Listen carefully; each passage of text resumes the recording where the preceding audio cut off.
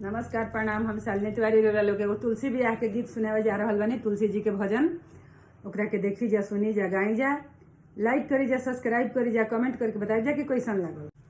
नारायण पूछे तुलसी से दिलावा के बात हो, नारायण पूछे तुलसी से के कराही नावे सिंदूर, के कराही नावे सिंदूर लावेलु माथ हो, नारायण पूछे तुलसी से दिलवा के बात हो, नारायण पूछे तुलसी से के तोहरो माता तुलसी के तोहरो पिता हो, के तोहरो माता तुलसी के तोहरो पिता हो। कवन नगरिया में, कवन नगरिया में भैले बियाह हो, नारायण पूछे तुलसी से दिलवा के बात हो, नारायण पूछे तुलसी से ए धरती हमरो माता राम जी, मेघ हमरो पिता धरती हमरो माता, सखिया मेघ हमरो पिता हो।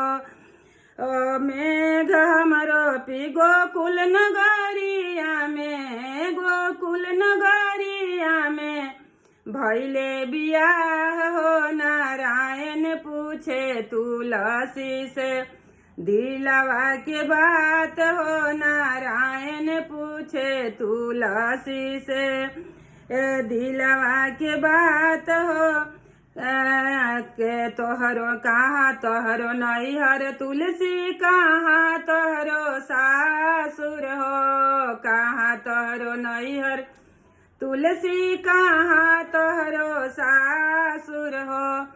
के इज हवे तुलसी, के इज हवे तुलसी स्वामी जी तोहार हो, नारायण पूछे तुलसी से दिलवा के बात हो, नारायण पूछे तुलसी से दिलवा के अंगा हमरो नैहर, अरे सखिया जमुना हवे सासुर हो, गंगा हई नैहर हमरो जमुना हई सासुर हो।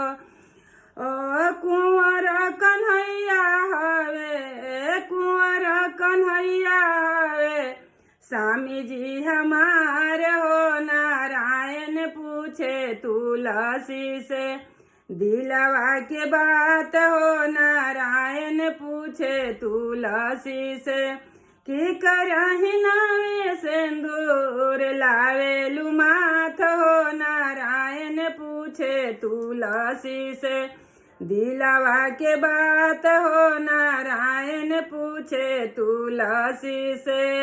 जय हो तुलसी मैया।